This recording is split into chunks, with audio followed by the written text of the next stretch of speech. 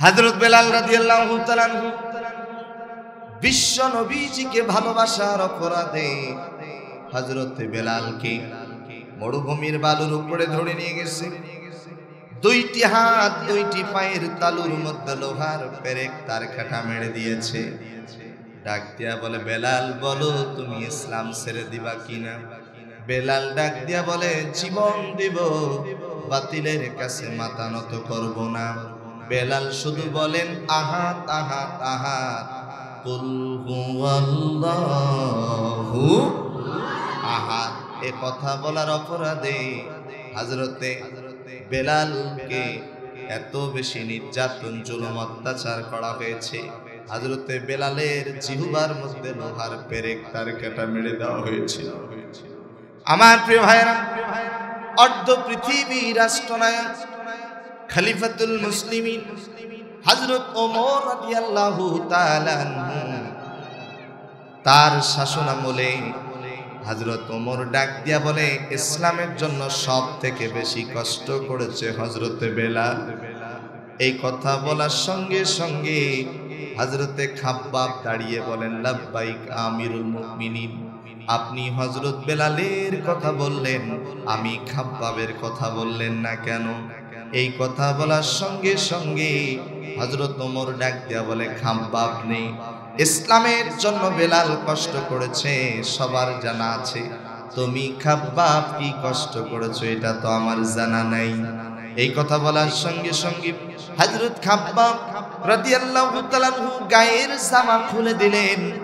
ওমর রাদিয়াল্লাহু তাআলা তাকিয়ে দেখেন হযরতে খাব্বাবের পিঠের মধ্যে বিশাল বড় বড় গর্ত দেখা যায়, কোমরের মধ্যে কোনো গোশত নাই। ডাক দিয়া বলে, খাব্বাব তোমার এই অবস্থা হলো কেমনে?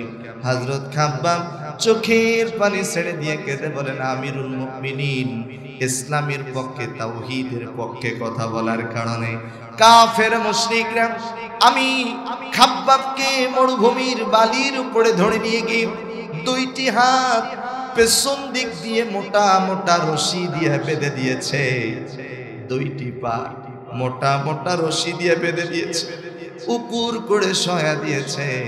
জ্বলন্ত আগুনের অঙ্গারগুলো আমি খাব্বাবের পিঠের মধ্যে তুলে দিয়েছি। পিঠের গোশতগুলো গলে গলে জমিনে পড়ে যায়। আমাকে ডেকে বলে, ও খাব্বাব বলো তুমি ইসলাম ছেড়ে দিবা কিনা? আমি খাব্বাব বলেছিলাম, একটা নয় দুইটা নয়, হাজারটা লক্ষ কোটিটা যদি জ্বলন্ত আগুনের অঙ্গার আমি খাব্বাবের পিঠের মধ্যে তুলে দাও, আমি খাব্বাব হাসতে হাসতে জীবন দিব, শহীদ হব, এরপরেও বাতিলের কাছে মাথা নত করব না। চ্যানেলটি সাবস্ক্রাইব করে আমাদের সঙ্গেই থাকুন। আউযু বিল্লাহি মিনাশ শাইতানির রাজীম। বিসমিল্লাহির রাহমানির রাহিম। ইন্নামাল মুমিনুনা আল্লাযীনা ইযা যুকিরাল্লাহু ওয়াজিলাত কুলুবুহুম وَإِذَا تُلِيَتْ عَلَيْهِمْ آيَاتُهُ زَادَتْهُمْ إِيمَانًا وَعَلَى رَبِّهِمْ يَتَوَكَّلُونَ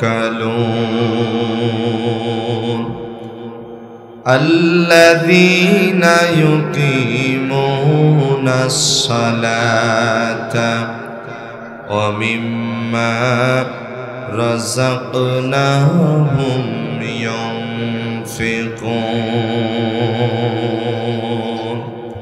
সাদাকাল্লাহুল আযীম। পৃথিবীতে কেউ স্থায়ী হয় না, হোক না সে ফেরাউন কিবা নমরুদ, কেউ ভবে চিরকাল রয় না, কেউ ভবে চিরকাল রয় না। চলে যায় সব ছেড়ে যেতে হয়, মৃত্যু মানে না কোনো পরিচয়। সব রাজা মহারাজা আর মহাবীর কাউকে সে অবকাশ দেয় না। পৃথিবীতে কেউ স্থায়ী হয় না। ফেরাউন শেষ তক ছিল না, মৃত্যু তাকেও ছেড়ে দিল না। থেকে গেছে তার সব স্মৃতি চিহ্ন, কেউ আজ তার হয়ে রয় না। পৃথিবীতে কেউ স্থায়ী হয় না, হোক না সে ফেরাউন কিবা নমরুদ, কেউ ভবে চিরকাল রয় না। এই সেই পিরামিড দাঁড়িয়ে আকাশের দিকে মাথা বাড়িয়ে, ইতিহাস হয়ে আছে চিরকাল। ফেরাউন শুধু ভবে রয় না। পৃথিবীতে কেউ স্থায়ী হয় না। নীলনদ আছে থাকবে, চিরদিন সত্যকে ডাকবে। ডেকে ডেকে বলে যাবে দিন রাত, কেউ যেন ফেরাউন হয় না। কেউ যেন ফেরাউন হয় না। পৃথিবীতে কেউ স্থায়ী হয় না, হোক না সে ফেরাউন কিবা নমরুদ, কেউ ভবে চিরকাল রয় না। কেউ ভবে চিরকাল রয় না। প্রিয় ভাইয়েরা, আমি আপনাদের সামনে আল্লাহ পাকের পবিত্র মহাগ্রন্থ আল কোরআন, কোরআন আল কারীমে মোট 114টি সূরা রয়েছে। তন্মধ্যে 8 নম্বর সূরা, সূরাটির নাম হচ্ছে সূরা আল আনফাল। সূরা আল আনফাল থেকে আমি 2টি আয়াতে কারিমা তেলাওয়াত করেছি। আল্লাহ সুবহানাহু ওয়া তাআলা তৌফিক দান করলে আমার তেলাওয়াতকৃত আয়াতকে সামনে রেখে বিষয় ভিত্তিক কিছু কথা বলবার নিয়ত করেছি। আল্লাহ তাআলা আমাকে বলার এবং আপনাদের সবাইকে মনোযোগ সহকারে শ্রবণ করার তৌফিক দান করুন। একটু সবাই আওয়াজ দিয়ে জোরে বলেন আল্লাহুম্মা আমিন। আমি শুধু রংপুর লালমনিরহাট থেকে এসেছি, আপনারা প্রচারে দেখেছেন। আমার ভাষা, আমার কথা কি বোঝা যাচ্ছে? আচ্ছা, মাশাআল্লাহ। তাহলে কোন সূরা থেকে তেলাওয়াত করেছি? সূরা আল আনফাল থেকে। পবিত্র কোরআন আল কারীমের 8 নম্বর সূরা, 9 নম্বর পারা। এই সূরাটিতে মোট আয়াত রয়েছে 75টি, রুকু সংখ্যা আছে 10টি। সূরাটি নাজিল হয়েছে মদিনায়। সুবহানাল্লাহ বলেন। সূরাটি নাজিল হয়েছে কোথায়? মদিনায়। এই সূরাটিতে মোট আয়াত কতটি? 75টি, 75। এই সূরাটিতে মোট রুকু সংখ্যা 10টি। রুকু সংখ্যা কতটি? 10টি। সূরাটি নাজিল হয়েছে মক্কায় না মদিনায়? মদিনায়। সেই সূরাটির 2 এবং 3 নাম্বার আয়াতে কারিমা তেলাওয়াত করেছি। আল্লাহ পাক এই 2টি আয়াতে কারিমার ভিতরে মুমিনদের 5টা গুণের কথা বলেছেন। সুবহানাল্লাহ বলেন। আরেকটু জোরে বলেন। আমরা সবাই মুমিন। আমরা সবাই কি মুমিন? বলেন তো, আমাদের বাংলাদেশে কাফের আছে না নাই? কাফের কারা? নামাজ পড়ে না, আল্লাহ ইবাদত করে না, কোরআন তেলাওয়াত করে না, খুব মনোযোগ। কাফেরদের নামে আল্লাহ পাক একটি সূরা নাজিল করেছেন, সূরাতুল কাফিরুন। আছে না? আমাদের বাংলাদেশে মুনাফিক আছে না নেই?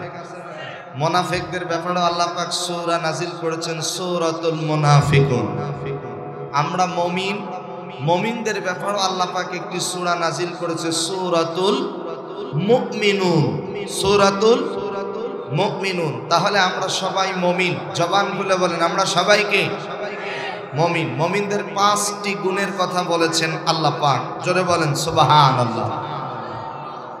সেই 5টি গুণ কি কি আজকে এই সংক্ষিপ্ত সময় আমরা জানার চেষ্টা করব ইনশাআল্লাহ তাআলা। আমাদের সবাইকে আজকের এই মাহফিল থেকে গুনাহমুক্ত জীবন নিয়ে বাড়িতে যাওয়ার তৌফিক দান করুন আল্লাহ তাআলা। আমাদের সবাইকে আজকের এই মাহফিল থেকে পূর্ণ হেদায়েত নসিব করুন। সম্মানিত ভাইয়েরা আমার, সূরাটির নাম সূরা আল আনফাল। মোট আয়াত কতটি?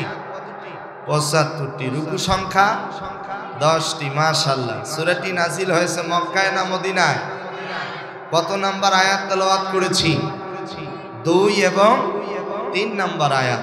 আল্লাহ পাক রব্বুল আলামিন বলেন, ইন্নামাল মুমিনুন,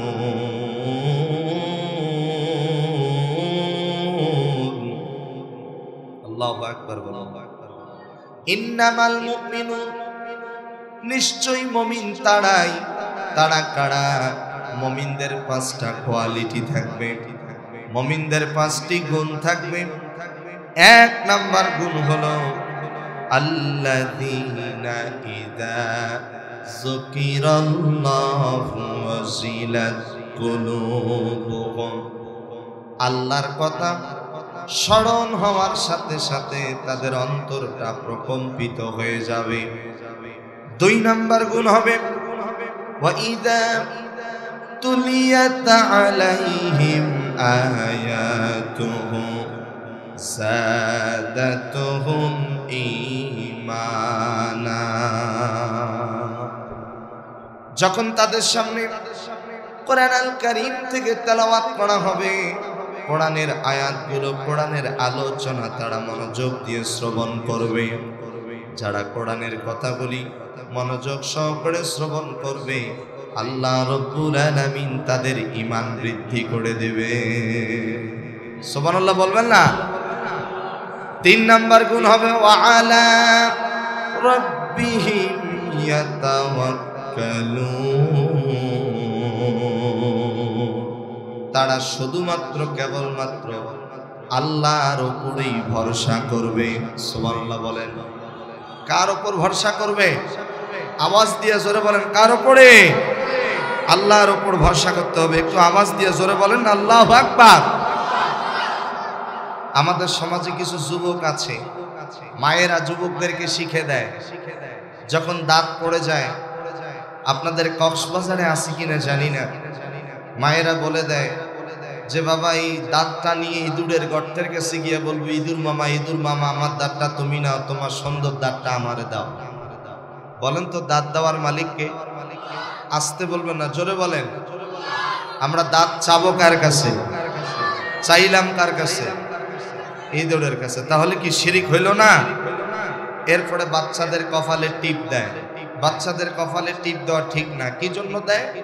মানুষের বদনজর থেকে বাঁচানোর জন্য। অথচ আল্লাহ পাক বলেছেন, লাকাদ খালাকনাল ইনসানা ফি আহসানি তাকওয়িম, আমি মানুষকে চাঁদের থেকেও সুন্দর করে তৈরি করেছি। সুবহানাল্লাহ বলবেন না? সম্মানিত ভাইরা, এই যে এখানে অনেক যুবক তরুণদেরকে দেখতে পাচ্ছি, অনেক মায়েরাই যেদিন বাচ্চাদের পরীক্ষা হয়, পরীক্ষার দিন ডেকে বলে, বাবা আজকে পরীক্ষা দিতে যাচ্ছিস, ডিম খাওয়া যাবে না, ডিম খেলে পরীক্ষা ভালো হবে না। এই কথার কোনো ভিত্তি আছে? এ কথার কোনো ভিত্তি নেই। অনেকেই বলে যমজ কলা খেলে যমজ বাচ্চা হবে। বলে না? বলে না? যমজ কলা খেলে যমজ বাচ্চা হবে, এই কথার কোনো ভিত্তি নাই। আবার অনেকেই বলে মাথায় গিট আছে, যত বিয়া হবে তত। আছে না? আছে। আল্লাহ তাআলা এইগুলো কথার থেকে আমাদের সবাইকে হেফাজতে রাখুন। আবার অনেকেই বলে হাত চুলকালে, ডান হাত চুলকালে টাকা আসে, বাম হাত চুলকালে টাকা বেরিয়ে যায়। এগুলো কথার কোনো ভিত্তি নাই। এরপরে দামি দামি ট্রাকগুলোর পেছনে দেখবেন সেরা জুতা ঝুলানো। তো একদিন ড্রাইভারকে বললাম, ভাই এই সেরা জুতা দিয়ে কি হয়? বলছে, হুজুর মানুষের বদনজর থেকে বাঁচার জন্য। নাউজুবিল্লাহ বলেন। এগুলো কথার কোনো ভিত্তি। ওয়া আলা রাব্বিহিম ইয়াতাওয়াক্কালুন। মুসলমানের মতো আওয়াজ দিয়ে বলেন, আমরা ভরসা করব কার উপর? আসতে বলবেন না, জোরে বলেন কার উপর? তাহলে মুমিনের 3 নাম্বার গুণ হবে ওয়া আলা রাব্বিহিম ইয়াতাওয়াক্কালুন, তারা ভরসা করবে আল্লাহর উপর। 4 নাম্বার গুণ হবে আল্লাযীনা ইউকিমুনাস সালাতা, তারা 5 ওয়াক্ত নামাজ কায়েম করবে। ওয়া মিম্মা রাযাকনাহুম ইউনফিকুন।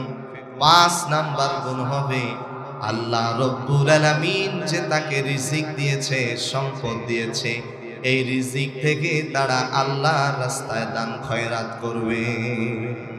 সুবহানাল্লাহ বলবেন না? তাহলে মুমিনের মোট কয়টি গুণের কথা বললাম? সবাই বলেন কয়টি? এই দেখেন, নাম্বার 1, 1 নাম্বার গুণ, আল্লাহ রাব্বুল আলামিন বলেন ইন্নামাল মুমিনুন, নিশ্চয়ই মুমিন তারাই। তারা কারা? আল্লাযীনা ইযা যুকিরাল্লাহু ওয়াজিলাত কুলুবুহুম, আল্লাহর স্মরণে যাদের অন্তরটা প্রকম্পিত হয়। বলেন তো কার স্মরণে? যুবকের মতো আওয়াজ দিয়ে বলেন, কার স্মরণে? এখন আল্লাহর স্মরণটা কি একটু আসেন জানার চেষ্টা করি। জাল কাফ র, 3টা অক্ষর মিলে একটি শব্দ, শব্দটির নাম হলো জিকির। বলেন তো কি বললাম? জিকির। জিকির শব্দের অর্থ হলো স্মরণ করা। কাকে স্মরণ করা? এখন আল্লাহকে স্মরণ করব কিভাবে জিকির করব? আমাদের দেশে তো জিকিরের পদ্ধতি, কোয়ালিটি শেষ নাই। আমাদের রংপুরে কিছুদিন আগে দেখলাম জিকির করতে করতে গাছের আগালে উঠে বসে আছে। তা আমি বললাম, জিকির করতে করতে গাছের আগালে কেন? বলছে, হুজুর এসকো উঠেছে। আবার দেখবেন জিকির করতে করতে বাঁশের খুঁটি ধরিয়ে ওঠে মাহফিল। যেই বাঁশের খুঁটিতে বিদ্যুতের তার নাই, ওই খুঁটি ধরিয়ে ওঠে। যে বাঁশের খুঁটিতে বিদ্যুতের তার আছে, ওটা ধরে না। তাহলে বোঝা গেল ওর জ্ঞান কিন্তু ঠিকই আছে। একটু হানা বলেন। আবার আমাদের দেশে কত রঙের জিকির, নারী পুরুষ একসাথে ঘরের দরজা জালানা বন্ধ করে জিকির করে, মনের বাতি বড় বাতি, বাহিরের বাতি নিবাও রে, বাস জিকির শুরু হয়ে গেল। নাউজুবিল্লাহ বলবেন না? আরেকটু জোরে বলেন। আল্লাহকে স্মরণ করার পদ্ধতিটা কি হবে? 1 নম্বরে আমি বলবো, 1 নম্বরে জিকির শব্দের অর্থ হলো কোরআন। আয-যিকরু বিমানাল কোরআন, যতক্ষণ পর্যন্ত আপনি কোরআন তেলাওয়াত করবেন ততক্ষণ পর্যন্ত আপনি জিকির করবেন। কার? এটা সবাই বলেন না কার? আমার প্রিয় ভাইয়েরা, আল্লাহ সুবহানাহু ওয়া তাআলা সূরা হিজরের 9 নম্বর আয়াতে কারিমার ভিতরে বলেন, যারা পারেন আমার সঙ্গে পড়েন, ইন্না নাহনু নাযালনা যিকরা ওয়া ইন্না লাহু লাহাফিজুন। একটু সবাই আওয়াজ দিয়ে বলেন না আল্লাহু আকবার। এক একটা ওয়াক্তের বিনিময়ে 10টা করে নেকি দেবেন কে? আরো জোরে বলেন। আমার তেলাওয়াত শেষে ও কক্সবাজারের যুবকেরা, মুরব্বী বাবাজিরা, তেলাওয়াত শেষে আল্লাহু আকবার বলি যদি বলতে পারি, এই বেহেশতের বাগানের উসিলায় আল্লাহ সুবহানাহু ওয়া তাআলা আমাদের প্রত্যেকের আমল নামায় সমপরিমাণ সওয়াব দিয়ে দেবে। একটু জোরে বলেন না সুবহানাল্লাহ। আমি যখনই তেলাওয়াত শেষ করব, তেলাওয়াত শেষ করার সঙ্গে সঙ্গে আমরা স্মরণ করব কাকে? একটু সবাই বলেন আল্লাহু আকবার। আল্লাহ তাআলা বলেন, ইন্না নাহনু নাযালনা যিকরা ওয়া ইন্না লাহু লাহাফিজুন। আল্লাহ তাআলা বলেন, এই কোরআন নাজিল করেছি আমি, আর এই কোরআন হেফাজতের দায়িত্ব কার? এখানে জিকির শব্দের অর্থ হলো কোরআন। জিকির শব্দের অর্থ কি? কোরআন। যতক্ষণ পর্যন্ত কোরআন তেলাওয়াত করব, যুবকের মতো একটু আওয়াজ দিয়ে বলেন, ততক্ষণ পর্যন্ত আমরা স্মরণ করলাম কাকে? আরেকটু জোরে বলেন। 2 নম্বরে জিকির শব্দের অর্থ হলো মাসনুন দোয়া কালাম। আয-যিকরু বিমানা দুআইল মাসনুনা। 2 নম্বরে জিকির শব্দের অর্থ হলো মাসনুন দোয়া কালাম। আল্লাহ রাব্বুল আলামিন পবিত্র কোরআন আল কারীমে বলেন, ইয়া আইয়ুহাল্লাযীনা আমানু যকুরুল্লাহা যিকরান কাসীরা ওয়াসাব্বিহুহু বুকরাতাও ওয়া আসীলা। আল্লাহ তাআলা বলেন, তোমরা সকাল সন্ধ্যা জিকির করো। সকাল সন্ধ্যা জিকির হবে কার? আমার ভাইরা জবান খুলে বলেন কার? এখন সকাল সন্ধ্যা জিকির করব কিভাবে? লা ইলাহা সুবহানাল্লাহ আলহামদুলিল্লাহ লা ইলাহা ইল্লাল্লাহ মুহাম্মাদুর রাসূলুল্লাহ সাল্লাল্লাহু আলাইহি ওয়াসাল্লাম। এখন বলেন, সকাল সন্ধ্যা কি এই জিকিরে করব? না, সকাল সন্ধ্যা জিকির করব মাসনুন দোয়া কালামের মাধ্যমে। সুবহানাল্লাহ বলবেন না? মাসনুন দোয়া কালাম কি? এই কক্সবাজার বড় মসজিদে যখন নামাজ পড়ার জন্য যান, এই বৃহত্তর দক্ষিণ দিকপুর এই এলাকায় মসজিদ রয়েছে।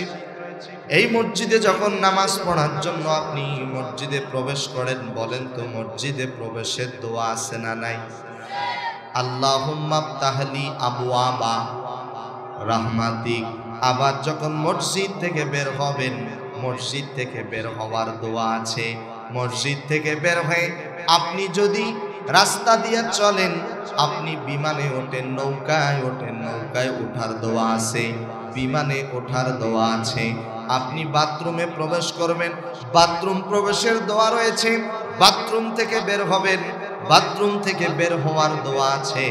আমার প্রিয় ভাইরা, সব সময় আল্লাহকে স্মরণ করার নামই হলো জিকির। এখন স্মরণ করব কিভাবে? দোয়ার মাধ্যমে। বলেন কিসের মাধ্যমে? মাসনুন দোয়া কালামের মাধ্যমে। যতক্ষণ পর্যন্ত মাসনুন দোয়া কালাম করব, কক্সবাজারের ভাইয়েরা যুবকের মতো আওয়াজ দিয়ে বলেন, ততক্ষণ পর্যন্ত আমরা স্মরণ করব কাকে? এই দেখেন নাম্বার 3 নম্বরে আয-যিকরু বিমানাল খুতবাহ। 3 নম্বরে জিকির শব্দের অর্থ হলো খুতবা। সুবহানাল্লাহ বলেন। বলেন তো জুমার নামাজে আমরা মসজিদে নামাজ পড়ার জন্য যাই কি যাই না? আল্লাহ রাব্বুল আলামিন বলেন, ইয়া আইয়ুহাল্লাযীনা আমানু ইযা নুদিয়া লিস-সালাতি মিন ইয়াউমিল জুমআতি ফাসআউ ইলা যিকরিল্লাহ। একটু সবাই আওয়াজ দিয়ে জোরে বলেন আল্লাহু আকবার। আমার প্রিয় ভাইরা, জুমার নামাজের দিন আজান যখন দেওয়া হয়, সমস্ত কাজকর্ম ফেলে রেখে আমরা নামাজের জন্য ছুটে যাই। জুমার নামাজে গিয়ে খুতবা শ্রবণ করি। এখানে 3 নম্বরে জিকির শব্দের অর্থ হলো খুতবা। যতক্ষণ পর্যন্ত খুতবা শ্রবণ করি, ততক্ষণ পর্যন্ত আওয়াজ দিয়া বলেন তো জিকির করি কার? আরেকটু জোরে বলেন কার? 4 নম্বরে জিকির শব্দের অর্থ হলো আল্লাহর হুকুম মানা। সুবহানাল্লাহ। আল্লাহ রাব্বুল আলামিন বলেন, ওমান আ'রাদা আন যিকরি ফাইন্না লাহু মাঈশাতান দানকা। যতক্ষণ পর্যন্ত আমরা আল্লাহর হুকুম মানব, ততক্ষণ পর্যন্ত আওয়াজ দিয়া বলেন তো আমরা জিকির করব কার? 5 নম্বরে আয-যিকরু বিমানাস সালাহ। 5 নম্বরে জিকির শব্দের অর্থ হলো নামাজ। যুবকের মতো আওয়াজ দিয়ে বলেন, কি বললাম? যতক্ষণ পর্যন্ত নামাজ পড়ব, ততক্ষণ পর্যন্ত জিকির করব কার?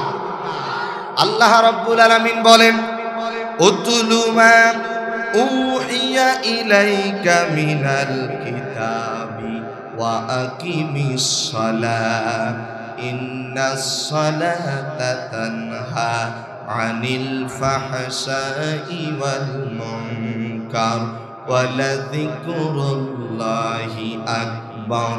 জোরে বলেন আল্লাহু আকবার। প্রত্যেকটা যুবক তরুণকে খালিদ বিন ওলীদের কাতারে কবুল করুন। আসতে বলবেন না, জোরে বলেন। এই যুবকরা 31st নাইট পালন করতে পারত, গানের আয়োজন করতে পারত, যাত্রার প্যান্ডেলের আয়োজন করতে পারত, কিন্তু তা না করে এই বৃহত্তর দক্ষিণ দিকুল ইসলামী ছাত্র যুব কল্যাণ সংঘ তারা তাফসীর মাহফিলের আয়োজন করেছেন। আলহামদুলিল্লাহ বলবেন না? এই মাহফিলটি জান্নাতে যাওয়ার মাধ্যম হিসাবে কবুল করুন। আরো জোরে বলেন আল্লাহুম্মা আমিন। আমি দিকুল যুব সমাজের কাছ থেকে জানতে চাই, আওয়াজ দিয়ে বলেন, 5 ওয়াক্ত নামাজ পড়ার দরকার আছে না নাই? সপ্তাহে 1 দিন না 7 দিন? 1 ওয়াক্ত না 5 ওয়াক্ত? বলেন ইনশাআল্লাহ। আল্লাহ তাআলা আমাদের সবাইকে 5 ওয়াক্ত নামাজ জামাতের সহিত আদায় করার তৌফিক দান করুন। নিশ্চয়ই নামাজ অশ্লীল বেহাপনা কাজ থেকে দূরে রাখে। আমার প্রিয় ভাইরা, তাহলে আমি বললাম 5 নম্বরের জিকির শব্দের অর্থ কি? সবাই বলেন, কি বললাম? নামাজ। 6 নম্বরে জিকির শব্দের অর্থ হলো উপদেশ। ও যুবকেরা, কাউকে যদি কোনো ভালো উপদেশ দেন, এই ভালো উপদেশটাও হলো আল্লাহর নামের জিকির। আল্লাহ রাব্বুল আলামিন বলেন, ওয়াযাক্কির ফাইন্নায যিকরা তানফাউল মুমিনিন। কাউকে যদি উপদেশ দেন, এই ভালো উপদেশটাও হলো আল্লাহর নামের জিকির। 7 নম্বরে হলো আল্লাহ রাব্বুল আলামিন বলেন, 7 নম্বরে জিকির শব্দের অর্থ হলো কিসসা, কাহিনী।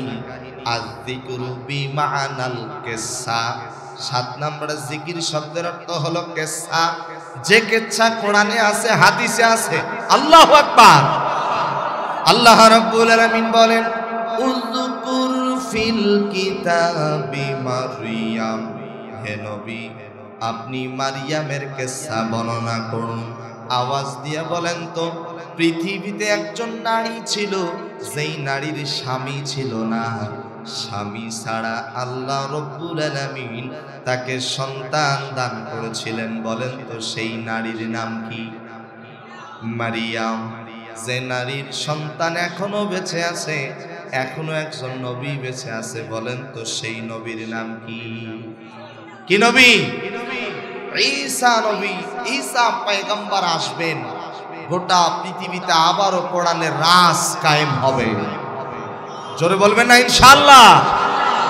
পূর্ব দিকে সূর্যটা যেমন সত্য, পশ্চিম দিকে সূর্য অস্ত যায় যেমন সত্য, আসমান সত্য, জমিন সত্য, কোরআন সত্য, হাদিস সত্য। ও কক্সবাজারের ভাইরা, ওয়াল্লাহি বিল্লাহি তাল্লাহি, আল্লাহর নামের কসম করে বলি, শুধু বাংলাদেশ নয়, গোটা পৃথিবীতে কোরআনের রাজ কায়েম হবেই হবে। এটা তার থেকে অতি উত্তম সত্য কথা। আল্লাহ তাআলা আমাদের সবাইকে কোরআনের পক্ষে স্লোগান দেওয়ার তৌফিক দান করুন। কোরআন আছে যেখানে, কোরআন নাই যেখানে। আল্লাহ আমাদের সবাইকে কবুল করুন। আসতে বলবেন না, জোরে বলেন আমিন। কোরআনের পক্ষে স্লোগান দেওয়ার দরকার। জবান খুলে বলেন, আছে না নাই? লিল্লাহে তাকবীর। এত আসতে হয় কক্সবাজারের মানুষেরা, যুবকের মতো 2টা হাত একটু উপরের দিকে তোলেন দেখি ইনশাআল্লাহ। লিল্লাহে তাকবীর। আল কুরআনের আলো, আল হাদিসের আলো,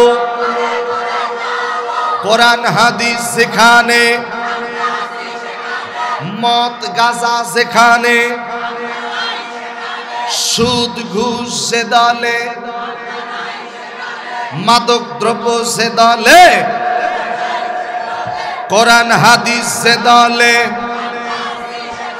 লিল্লাহে তাকবীর, নারে তাকবীর, নারে তাকবীর। ভণ্ড বাবা সেখানে মাশাআল্লাহ আছেন নাকি? তাহলে হক্কানি উলামায়ে কেরাম সেখানে। তুমি মেসোয়াক্কার ফজিলত জানো, খাবার শেষে মিষ্টি মুখের হাদিসটাও মানো। শুধু হক কথাটা উচ্চ স্বরে বলতে পারো না, অন্যায় দেখে বারুদ হয়ে জ্বলতে পারো না। কেমন মুসলমান তুমি একটু ভাবো না, কেমন তোমার ঈমান একটু বলো না। তুমি যে কালিমার দাওয়াত দিলে বুকেতে নাই তুলে, দেখো সেই কালিমার দাওয়াত দিয়ে কত জোনাস জেলে। তুমি যে কুরআনের ওয়াজ করলে হাদিয়া তোহফা মেলে, দেখো সেই কুরআনের ব্যাখ্যা লিখে কেউ ফাঁসিতে ঝোলে। তুমি দুনিয়ার মোহে জীবনের মায়া ছাড়তে পারো না, খোদা রাহে প্রাণ বিলিয়ে দিতে জানো না। কেমন মুসলমান তুমি একটু ভাবো না, কেমন তোমার ঈমান একটু বলো না। কথা বলেন, কথা কি ঠিক? হক্কানি উলামায়ে কেরাম সেখানে বলেন ইনশাআল্লাহ। সামনে কিন্তু পরীক্ষার দিন আসতেছে, পরীক্ষা দিতে রাজি আছেন তো? আপনারা তো জানেন, আপনারা খুব চালাক, যে রংপুরের 2 জন মেহমান আজকে রেখেছেন, আলহামদুলিল্লাহ বলেন। আর আপনারা জানেন আমাদের এই মাতৃভূমি বাংলাদেশের সর্বপ্রথম রংপুরের জমিনে একজন বুক পেতে দিয়েছে, বাতিলের কাছে মাথা নত করে নাই, শহীদ আবু সাঈদ। কথা বলেন, কথা ঠিক কিনা? আমরা শহীদ আবু সাঈদের মতো বুক পেতে দিতে রাজি আছি, এরপর ঈমান ছেড়ে দিতে রাজি না। কারা কারা তুই হাত তুলে আল্লাহর দরবারে দেখা দাও।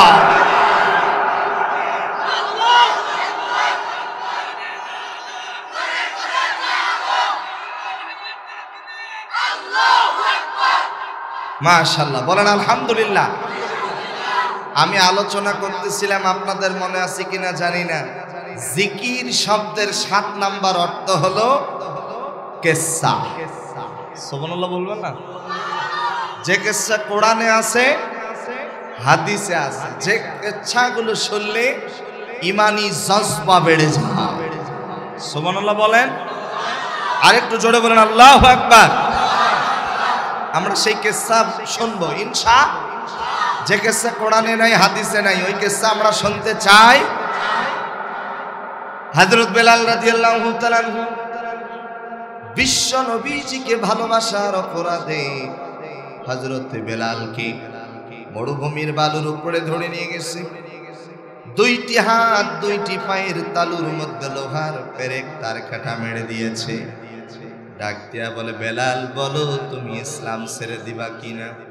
বেলাল ডাক দিয়া বলে, জীবন দিব, বাতিলের কাছে মাথা নত করব না। বেলাল শুধু বলেন আহাত আহাত আহাত, কুল হুয়াল্লাহু আহাদ। এ কথা বলার অপরাধে হযরতে বেলালকে এত বেশি নির্যাতন জুলুম অত্যাচার করা হয়েছে, হযরতে বেলালের জিহ্বার মধ্যে লোহার পেরেক তার কাটা মেরে দেওয়া হয়েছিল। আমার প্রিয় ভাইরা, অর্ধ পৃথিবীর রাষ্ট্রনায়ক খলিফাতুল মুসলিমিন হযরত ওমর রাদিয়াল্লাহু তাআলা আনহু তার শাসনামলে হযরত ওমর ডাক দিয়া বলে, ইসলামের জন্য সব থেকে বেশি কষ্ট করেছে হযরতে বেলাল। এই কথা বলার সঙ্গে সঙ্গে হযরতে খাব্বাব দাঁড়িয়ে বলেন, লাব্বাইক আমিরুল মুমিনিন। আপনি হযরত বেলালের কথা বললেন, আমি খাব্বাবের কথা বললেন না কেন? এই কথা বলার সঙ্গে সঙ্গে হযরত ওমর ডাক দিয়া বলে, খাব্বাব নেই, ইসলামের জন্য বেলাল কষ্ট করেছে সবার জানা আছে, তুমি খাব্বাব কি কষ্ট করেছো এটা তো আমার জানা নাই। এই কথা বলার সঙ্গে সঙ্গে হযরত খাব্বাব রাদিয়াল্লাহু তাআলা আনহু গায়ের জামা খুলে দিলেন। ওমর রাদিয়াল্লাহু তাআলা আনহু তাকিয়ে দেখেন হযরতে খাব্বাবের পিঠের মধ্যে বিশাল বড় বড় গর্ত দেখা যায়, কোমরের মধ্যে কোনো গোস্ত নাই। ডাক দিয়া বলে, ও খাব্বাব, তোমার এই অবস্থা হলো কেমনে? হযরত খাব্বাব চোখের পানি ছেড়ে দিয়ে কেঁদে বলেন, আমিরুল মুমিনিন, ইসলামের পক্ষে তাওহীদের পক্ষে কথা বলার কারণে কাফের মুশরিকরা আমি খাব্বাবকে মরুভূমির বালির উপরে ধরে নিয়ে গিয়ে দুইটি হাত পেছন দিক দিয়ে মোটা মোটা রশি দিয়ে বেঁধে দিয়েছে, দুইটি পা মোটা মোটা রশি দিয়ে বেঁধে দিয়েছে, উপর করে সয়া দিয়েছে। জ্বলন্ত আগুনের অঙ্গারগুলো আমি খাব্বাবের পিঠের মধ্যে তুলে দিয়েছি। পিঠের গোশতগুলো গলে গলে জমিনে পড়ে যায়। আমাকে ডেকে বলে, ও খাব্বাব, বলো তুমি ইসলাম ছেড়ে দিবা কিনা? আমি খাব্বাব বলেছিলাম, একটা নয়, দুইটা নয়, হাজারটা লক্ষ কোটিটা যদি জ্বলন্ত আগুনের অঙ্গার আমি খাব্বাবের পিঠের মধ্যে তুলে দাও, আমি খাব্বাব হাসতে হাসতে জীবন দিব, শহীদ হব, এরপরেও বাতিলের কাছে মাথা নত করব না। একটু জোরে বলেন না আল্লাহু আকবার। আমার প্রিয় ভাইয়েরা, হযরতে খাব্বাব, হযরতে বেলাল, হযরতে খুবাইব রাদিয়াল্লাহু তাআলা আনহু শত নির্যাতন, জুলুম, অত্যাচার সহ্য করার পরেও বাতিলের কাছে মাথা নত করে না। ঠিক কিনা বলেন? আমি কক্সবাজারের তরুণ যুবকদেরকে আহ্বান করব, সামনে আসতেছে পরীক্ষার দিন। আল্লাহর জমিনে আল্লাহর দিন কায়েম করার জন্য সংগ্রাম করতে গিয়ে যদি বাতিলের সাথে লড়াই করে জীবন দিতে হয়, বাতিলের সাথে লড়াই করে জীবন দিতে রাজি, এরপরও বাংলার জমিনে আমরা আল্লাহর কোরআনের আইন বাস্তবায়ন দেখতে চাই। বলেন ইনশাআল্লাহ। আল্লাহ তাআলা আমাদের সবাইকে কবুল করুন। আসতে বলবেন না, জোরে বলেন আল্লাহুম্মা আমিন। কষ্ট হচ্ছে আপনাদের? আজকে আপনাদের কক্সবাজারের কথা না বললেই নয়, যে কক্সবাজারে দীর্ঘ 5 বছর পর আমার প্রিয় ভাই ডক্টর মিজানুর রহমান আজহারি ভাই এসেছে। প্রায় 12 থেকে 15 লক্ষ মানুষের উপস্থিতি, ঠিক কিনা বলেন? এখানে যুবকরা লিখেছে তাফসীরুল কোরআন মাহফিল। এই তাফসীর শব্দটির যিনি রূপকার, তিনি আজকে আমাদের মাঝে আর বেঁচে না। 68,000 গ্রাম বাংলায় যিনি তাফসীর শব্দটি পৌঁছে দিয়েছেন, 13টা বছর যিনি জালিমের কারাগারে বন্দী ছিলেন, 50টা বছর যিনি কোরআনের তাফসীর করেছেন, সেই মরহুম আল্লামা সাইদি রাহিমাহুল্লাহ। আমরা দোয়া করি আল্লাহ পাক তার কবরটারে জান্নাতের বাগান হিসেবে কবুল করুন। আল্লাহ তাআলা বলেন, ওয়ালা তাকুলু লিমান ইউকতালু ফি সাবিলিল্লাহি আমওয়াত বাল আহইয়াউ ওয়ালাকিন লা তাশউরুন। যারা কোরআনের পথে জীবন দেয় তারা মরে না, তারা মরার পরেও জীবিত থাকে। সুবহানাল্লাহ বলেন। তার বাস্তব প্রমাণ আমি নিজের চোখেই দেখেছি। কয়েকদিন আগেই মালয়েশিয়াতে গেলাম, প্রিয় মিজানুর রহমান আজহারি ভাই সহ বসে আছি। অনেক যুবক আমাদের সাথে দেখা করার জন্য আসছে। আপনারা তো জানেন মিজানুর রহমান আজহারি মানেই যুবকরা সেখানে, ঠিক কিনা বলেন? আলহামদুলিল্লাহ। যে প্রবাসী ভাইদের সাথে আমার দেখা হয়েছে, প্রায় প্রত্যেকটা প্রবাসীর মোবাইলে একটা রিংটোন। আমি আশ্চর্য হয়ে গেলাম, প্রত্যেকের মোবাইলে ফোন আসতেছে আর রিংটোন বাজতেছে। আল্লামা সাইদি তুমি মরনি, শহীদ হয়েছ তুমি এটাই জানি, কারাগারে কাটালে 13টি বছর বাতিলকে পেছে দেখে তোমায় থর থর, তুমি যে ছিলে মোদের নয়নমণি, শহীদ হয়েছ তুমি এটাই জানি। আল্লাহ তাকে শহীদের কাতারে কবুল করুন। আসতে বলবেন না, জোরে বলেন আল্লাহুম্মা আমিন। আমার প্রিয় ভাইরা, আমি আলোচনা করতেছিলাম জিকির শব্দের 7টা অর্থ করলাম। এরপরেও যদি করতে যাই অনেক সময় লেগে যাবে। তবে 1 নম্বরে জিকির শব্দের অর্থ হলো আল্লাহর কোরআন পড়া। সুবহানাল্লাহ বলেন। যতক্ষণ পর্যন্ত কোরআন তেলাওয়াত করব, জবান খুলে বলেন, ততক্ষণ পর্যন্ত জিকির করব কার? আসতে বলবেন না, জোরে বলেন কার? 2 নম্বরে জিকির শব্দের অর্থ হলো মাসনুন দোয়া কালাম। 3 নম্বরে জিকির শব্দের অর্থ হলো খুতবা। 4 নম্বরে জিকির শব্দের অর্থ হলো আল্লাহর হুকুম মানা। 5 নম্বরে জিকির শব্দের অর্থ হলো নামাজ।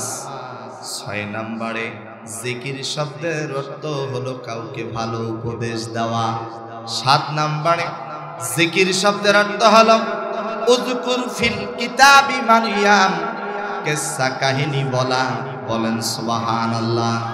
আমার প্রিয় ভাইরা, জিকির শব্দের সব থেকে সুন্দরতম ব্যাখ্যা, সব থেকে সুন্দরতম অর্থ আমার কাছে যেটা মনে হয়েছে, সব সময় আল্লাহর ভয় অন্তরে রেখে পাপ কাজগুলো ছেড়ে দিয়ে আল্লাহর হুকুম আহকামগুলো মেনে নেওয়ার নামেই হলো জিকির।